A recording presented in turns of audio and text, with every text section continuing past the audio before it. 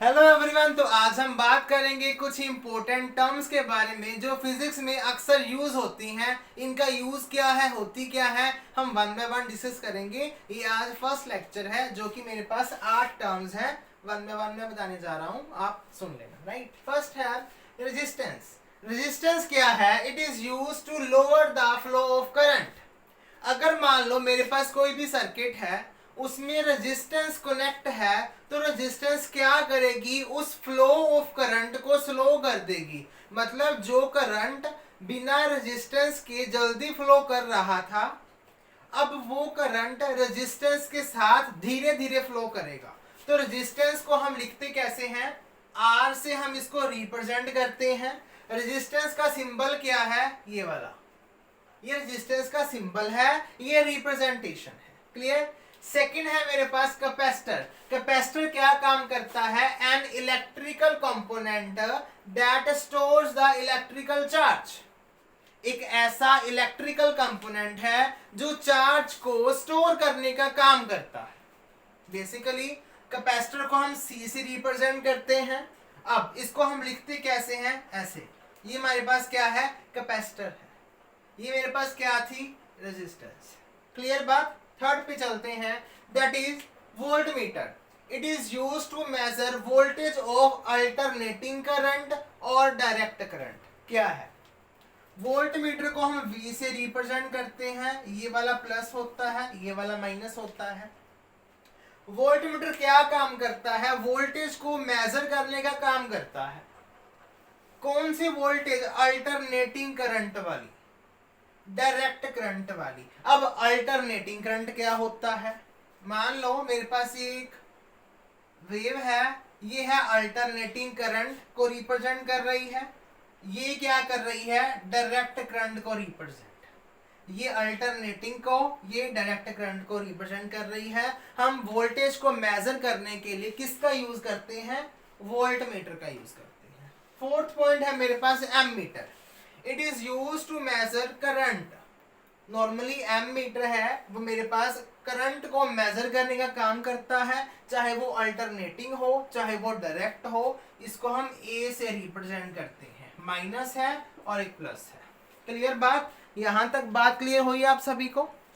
Fifth point है मेरे पास transformer. Transformer जो हमारे घरों के बाहर खंबे लगे होते हैं उनको ट्रांसफॉर्मर बोलते हैं। ये क्या काम करते हैं? Use to change the voltage of alternating current. ये सिर्फ अल्टरनेटिंग करंट की वोल्टेज को चेंज करने का काम करते हैं।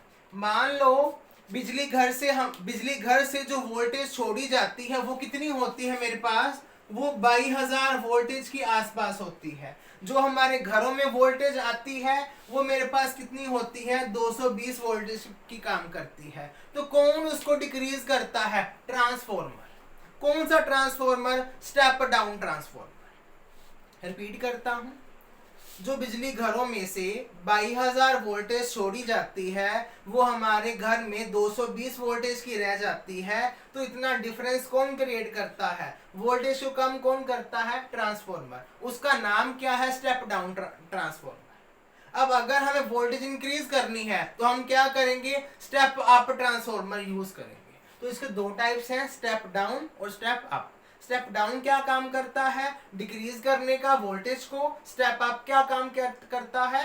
डिक्रीज वोल्टेज को इंक्रीज करने का काम करता है। ठीक है, हम ट्रांसफॉर्मर को रिप्रेजेंट ऐसे करते हैं। ये प्राइमरी कॉइल है और ये सेकेंडरी कॉइल है। ठीक है, इसको ऐसे रिप्रेजेंट करते हैं।